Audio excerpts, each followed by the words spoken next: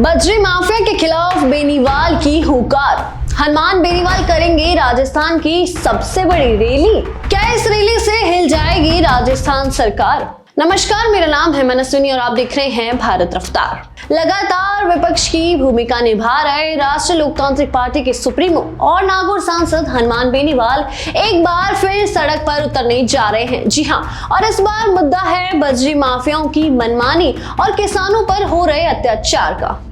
रियाबड़ी में होने जा रही ये रैली अब सिर्फ एक राजनीतिक कार्यक्रम नहीं बल्कि किसानों की आवाज और सरकार के लिए सीधी चुनौती बनती जा रही है। हनुमान बेनीवाल पहले भी कह चुके हैं कि मेरता सिटी में आंदोलित किसानों के साथ आरएलपी तो शुरू से ही खड़ी है और इस क्रम में उन्होंने मेरता की पूर्व विधायक इंदिरा देवी बावरी और आरएलपी नेताओं को किसानों से संवाद करने के लिए धरना स्थल पर भेजा और किसानों को 10 जनवरी की रियाबड़ी रैली में शामिल होने का निमंत्रण दिया है। इस रैली में जिन मुद्दों को प्रमुखता से उठाया जाएगा उनमें शामिल है, पहला बजरी माफियाओं की मनमानी, दूसरा किसानों पर झूठे मुकदमे, तीसरा गोचर भूमि की किस्म बदलने का मामला और चौथा है मेरता से पुष्कर और राज से मेरता तक नई रेलवे लाइन और पांचवा है रेलवे अधिग्रहण में किसानों को मिलने वाला मुआवजा।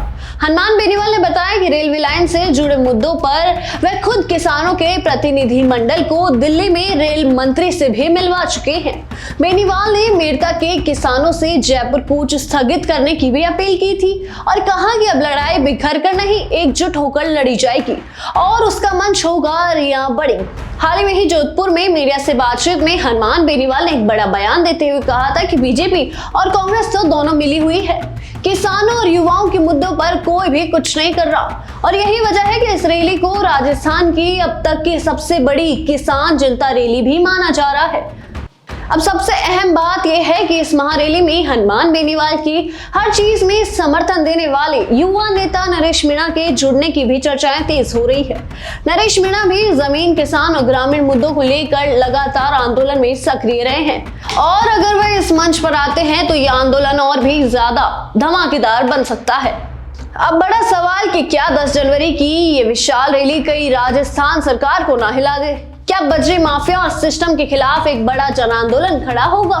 इतिहास गवाह है कि जब जब हनुमान बेनीवाल सड़क पर उतरे हैं, सरकार को फैसला बदलना पड़ा है और इस बार मुद्दा सीधे किसानों, जमीनों और न्याय से जुड़ा है।